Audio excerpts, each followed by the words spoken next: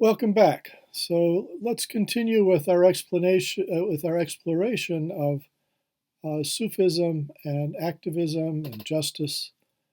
Uh, we were talking about Rumi and his stories about heroes. One of his heroes is physicians. He says, all medicine wants is pain to cure. And he urges readers to throw off anything that holds them back from helping. He compares reticence in this regard to sexual impotence or frigidity, uh, just as one wouldn't want to be impaired in that dimension of life. He says one wouldn't want to be prevented by inhibitions from going out and helping people, or be prevented not just by inhibitions but by greed or self involvement. So I thought Rumi's comments on the physician as hero, as the profession of medicine, being a helping profession, looking for pain to cure, was particularly poignant at our present moment when so many physicians and nurses and medical staff are risking their lives at the front lines in attempting to help people during the pandemic. Rumi also attends to the psychology of the person being helped, which I think is an emphasis throughout in Rumi, that he understands there's a psychology of being helped, and he urges people to be willing to be vulnerable. Where someone is hurting, they should cry out. They should seek empathy from loved ones and be open to others' love and the love of the divine, as he puts it. Rumi understands that it's hard to be helped. And in some of his stories, he talks about the resentment that people sometimes have who have been helped, that they don't deal with it well, sort of giving up their autonomy to some extent and accepting help. He thinks that these are pathologies, that a healthy way of approaching life is to understand that we're all vulnerable and there are times when we need the help of others. So that's the other side of the heroic intervention of the physician or the great warrior.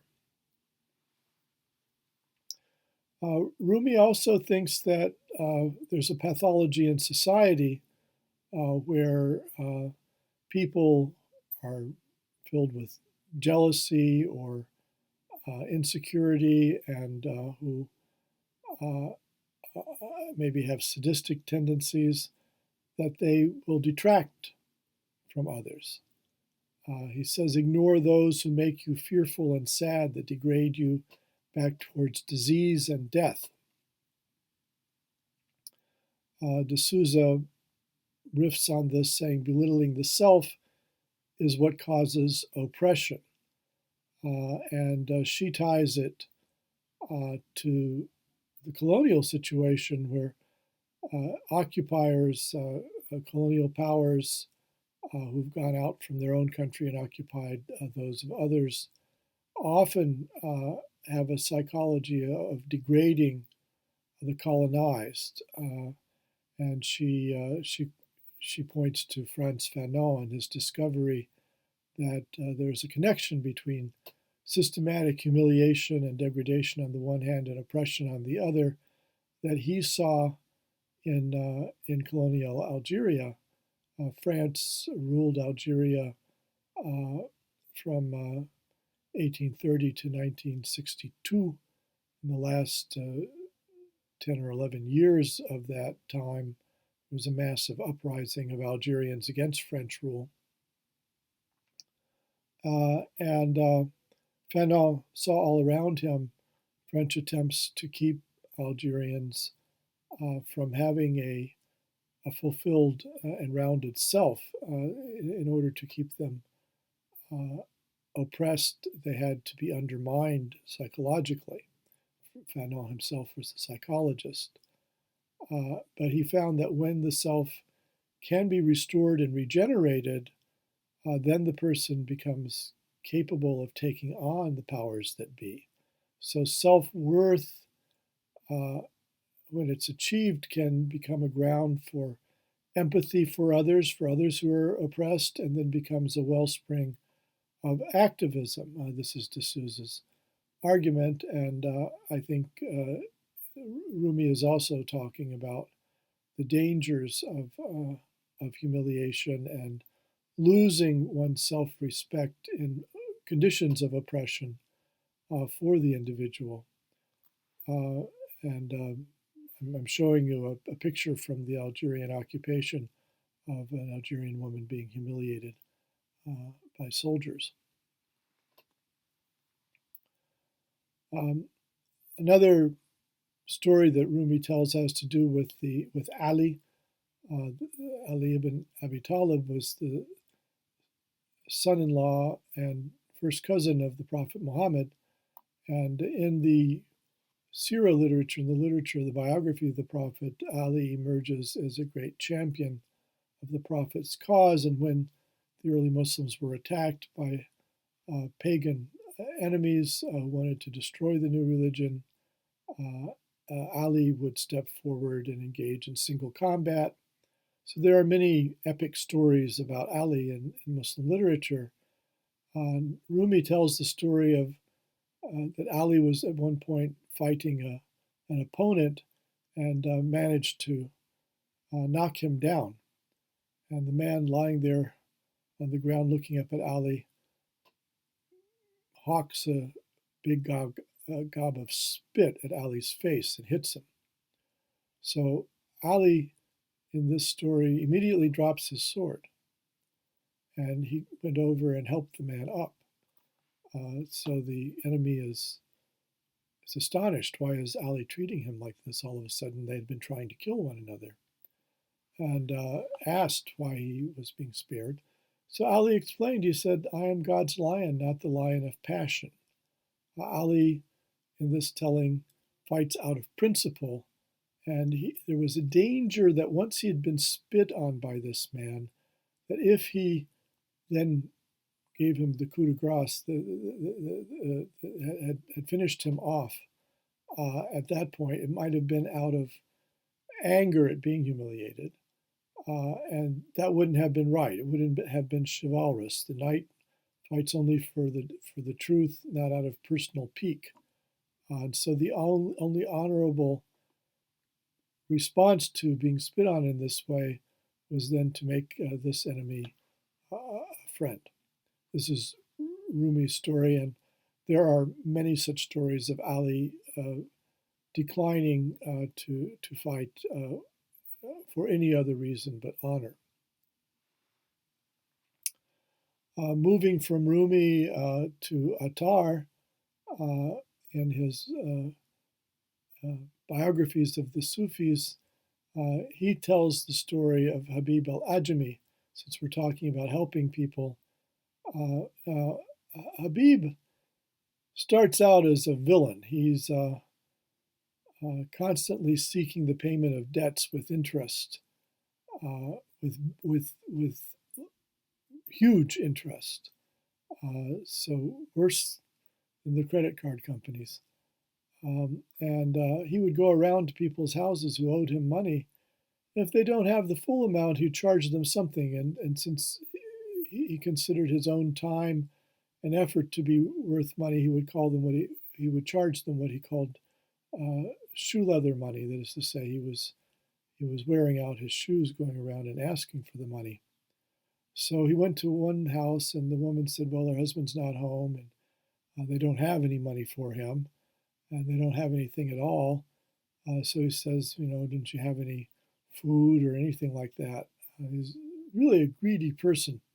So she says, well, we did sacrifice a lamb last week, but all that's left is the neck. And the neck is not a very desirable part of the lamb. But Habib doesn't let any opportunity for profit pass him. So he says, okay, let's boil up the neck. They'll make a sheep's neck stew. So he has her boil it, and while she's doing that, a beggar comes to the door, and Habib is about taking money, not about giving it. So he sends the beggar away. So then, as a result, the housewife goes and checks on the stew and finds that it's turned to black blood. It's undrinkable, and fears that this is an omen that God is now angry with them because Habib sent away the beggar. So Habib himself, having been deprived of his sheep's neck stew, and seeing the result of his evil ways, has a crisis of conscience, and he turns against his style of life of giving people money at high interest and then going around and bothering them for the return. And he goes and becomes a Sufi. He sits at the feet of the great Sufi Hassan al-Basri, who was known for a self-denying and ascetic style of life. He gives his wealth away to the poor, Habib does, spends his time in worship. And the way Attar tells the story, because he's now living a righteous life, he's now helping people, when he falls into need, some miracle occurs and God takes care of him somehow. So Habib is being used by Attar as a symbol of selfless giving, and a confidence that being good to others will be richly rewarded.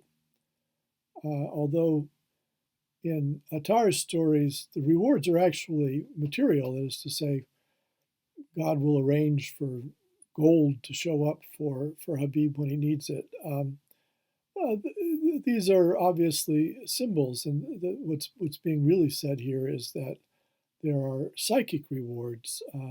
There are rewards of well-being to being a person who cares for others, who is kind to others. And as we discussed earlier in the class, there is empirical evidence for this in the neurobiology of the brain. Helping other people generates oxytocin, a feel-good chemical. So helping people makes you happy. And there's some evidence that needs to be nailed down further that it actually regularly helping people contributes to well-being. So Habib in Attar's story then surpasses the scholar Saint Hassan al-Basri, who writes books, and Hassan al-Basri asks him why he's gotten ahead, and he says, I make my heart white, whereas you make paper black. This is again the dichotomy between theory and action. Hassan al-Basri is being reduced to symbolizing theory in this story. We talked earlier about the great woman, early Muslim mystic Rabi al-Adawiyya, and Attar has many stories about her. She talks about how he talks about how once Rabia sent Hassan al-Basri three things: a piece of wax, a needle, and a hair. So she explained the puzzle. She said, be like wax, illumine the world and yourself burn. Be like a needle, always be working naked. And when you have done these two things, she says, 1,000 years will be for you like a single hair. So the hair was to remind Hassan to be humble, but the piece of wax is to remind him to illumine others, to not be selfish with his spiritual discoveries, but to share them. So let me turn in the last part of this talk to issues in positive psychology and activism. Christopher Kors and colleagues have looked into this a bit and make an argument in an important article that positive psychology can and should intersect with peace studies. He says positive psychology is concerned with positive human experiences, happiness, hope, optimism, fulfillment, positive relationships, more generally with those things that make life worth living. And it focuses then on things that contribute to flourishing or the optimal functioning of people, groups, institutions. So he says, this on the surface looks as though it ought to be related also to peace studies and activism towards making the world more peaceful. One Italian study sort of asked people what they thought peace consisted in, and they said things like serenity, harmony, happiness, freedom, love, well-being. That sounds very much like what positive psychology is striving for. Kors argues that people value harmony more in peaceful societies with more say, and more say that they are satisfied with life in peaceful societies.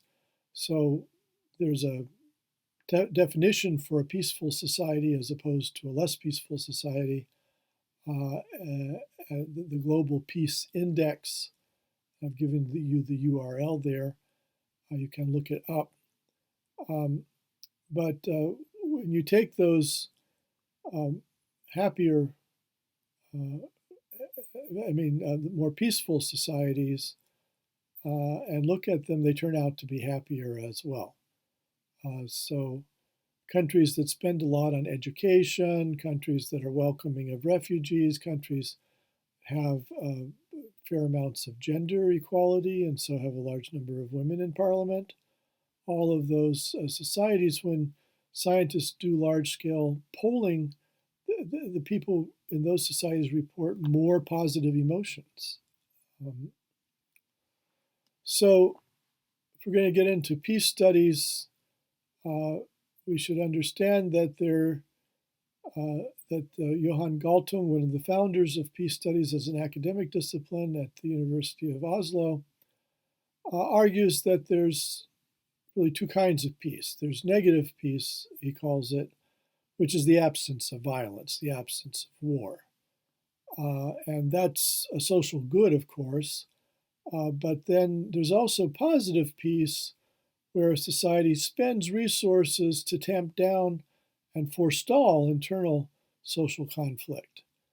So programs to fight poverty and disadvantage, to fight social humiliation, to mediate social conflict inside the society, policies that exacerbate inequality and discontent obviously don't make for a peaceful society. So that's positive peace when people are working actively towards peace by addressing the underlying causes of violence. The literature isn't sure whether positive conditions in society cause peace or whether peace allows for the development of these more just societies. Positive emotions, Kors argues, have been shown to reduce prejudice towards outsiders, hence the connection between treating refugees well and the well-being of a society. Positive emotions strengthen social bonds and motivate people. We've seen earlier in the course that people with high levels of self-reported well-being succeed better at their jobs and have more lasting and fulfilling relationships with other people, including their marriages and friendships.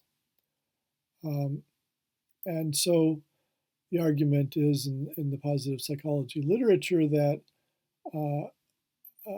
positive emotions are not merely a matter of individual well-being, but they then reverberate through society, through the organizations that the people with positive emotions are involved in. Coors argues that along these lines, individuals can achieve what he calls global resilience, and that the more well-being a person experiences, the more positive emotions they experience, the more willing they are to help others and to empathize with others. And these character strengths then work towards the welfare of all people.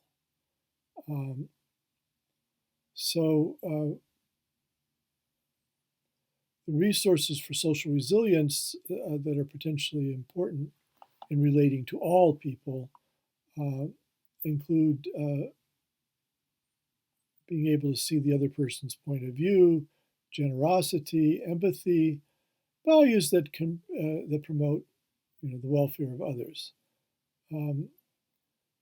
Conflict, being able to see why conflicts are developing in a situation, having good communication, developing problem-solving skills, all of those can also contribute.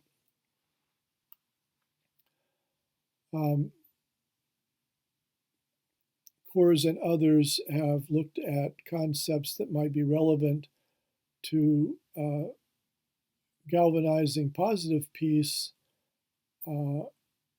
i.e. working for nonviolence, support for democracy, human rights, moral courage. Coors says that the literature shows that, people are pretty tribal. Nationalism is very powerful, but people can empathize with others outside their in-groups, and they can help others to challenge oppression. It's not universal. It doesn't happen all the time. Not everybody is into it, but it's something that can develop and can be developed. So positive psychology doesn't have to be only about individual well-being or even only about emphasizing the positive. We've kept a gratitude journal in this class, and there is a lot to be grateful for. But I would argue that the literature suggests that using positive psychology to fight social oppression is also possible because, as Ali emphasized, you have to be a whole person. You have to put aside toxic and pathological emotions to pursue a just cause. And so by cultivating those things that positive psychology encourages people to cultivate, activists can be better activists. And so I'm going to leave you and leave the class now with this poem by the great medieval Persian poet of the 13th century, Sa'di of Shiraz. I once visited his tomb in Iran.